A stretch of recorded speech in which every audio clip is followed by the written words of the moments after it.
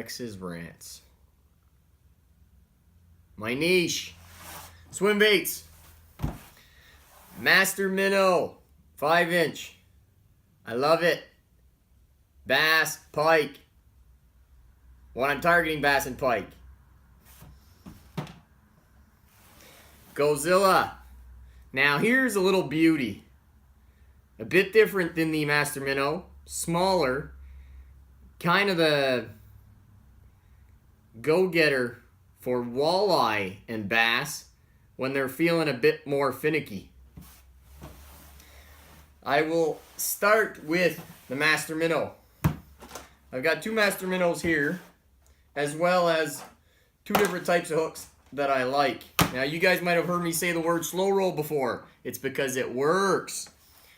Weighted offset hook. Now, this is a 7/0, and I'm assuming it's at the very least 3/8 of weight because that's what I like working with. I like my lure to sink. I like to feel bottom with my braid and my bait caster. And then I like to just slowly reel that in until those fish that stick to bottom come and slam it. Now, around here you're talking about clear lakes for pike. These have a hollow belly specifically made to hide these giant offset hooks so that they run weedless. What you want to do is poke the eye of the hook. Aim for what would be the nostrils of the fish. Then take a measurement. Put that hook. I gotta take my own measurement. Take a measurement, stick your finger like this. Go in the belly. Poke it through. What do you have? A weedless setup. Now, is weedless needed? Not all the time, especially not these lakes I was specifically referring to, because these have rocky bottoms, but is weedless pleasant? It's amazingly pleasant. If you can fish for bass and weeds and or smaller pike and weeds, because we know that big boys like hiding in cold water, you can always cast to an open patch of weeds and just slip it through the weeds without getting snagged everywhere. Now, there's another type of offset hook. There's these offset hooks with the spring. These are nice too. They're newer. I've used them also.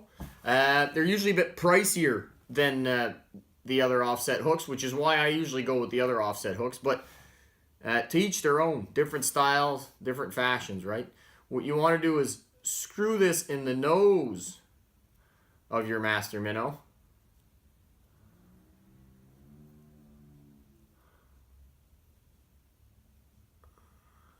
And there you go, right? Again, measure.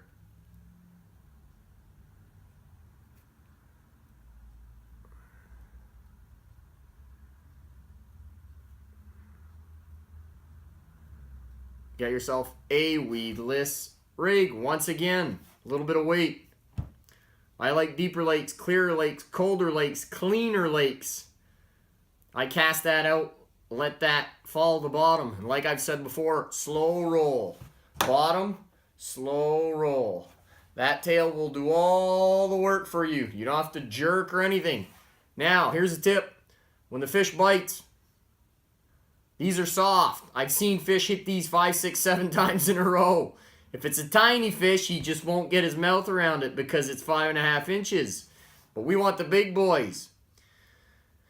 If a fish hits it, rod tip down. Let the big boy just inhale it and then set that hook like there's no tomorrow. Then enjoy the fight, plain and simple. Last but not least, Gozilla. 4 inches of magic. Now, I've been known to actually chop this to make it 3 inches of magic. But again, I get creative with baits when I have the luxury of working with a great bait company that provides me with these baits. 3/8 jig head. Notice how I keep repeating 3/8? Well, 3/8 is great if you're trying to get a bit deep, if you're fishing deep waters. But here's a little secret. This is a magic bait for walleye opener. This is a magic bait for when fish stack up in rapids post-spawn. You want a 1/4 inch jig head. You want to cast out, and you want to slowly reel, maybe slowly jerk and pause in your bait. If you go with a 3/8 jig head, you'll be stuck on bottom all day. If you go with a 1/4 ounce, the current should help you carry that bait around. Keep your rod tip up, wait for that fish to hammer it, and reel her in. That simple. I usually rig these simply this way. Again, measurement, slip it through, hook, plain simple, done. These actually work for Lakers. Nice little minnow profile, bait fish. Move a Laker on your finder, you reel up, and you just slam, the Laker will just slam this lure.